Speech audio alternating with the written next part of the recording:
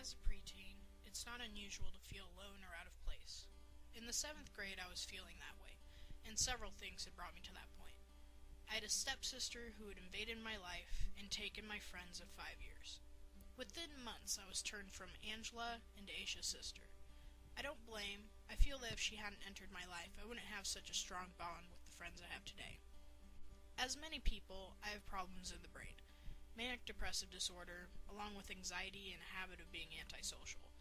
By the 7th grade, the lack of a social life and watching my sister hang out with my former friends had sent me spiraling into a dark pit of depression. Almost every day I was trying to take my own life. I didn't feel as though I was worth anything to the world. Every day I tried, and every day I chickened out. I had a baby brother and a young cousin, and every time I thought of them. If I ended my life, I wouldn't get to see them grow up. I wouldn't see my brother with his first girlfriend, or my cousin graduate. Then my grandma Penguin died. She took her own life because she felt alone. The pain and hurt I felt tore me apart.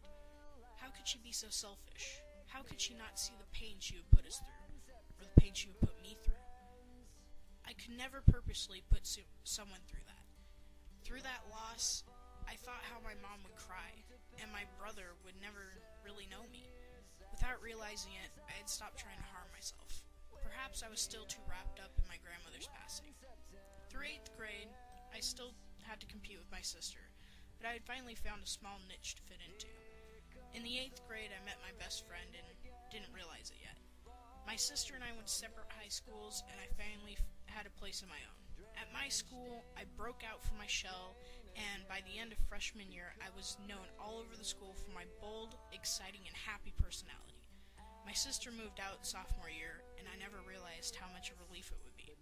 Now I go to online school, but I have a small group of closely knit friends that I see as often as possible, even though I spend a lot of time away from them. I still battle my depression. I have no medication, no counselor or psychiatrist, only my friends, and they're all I need.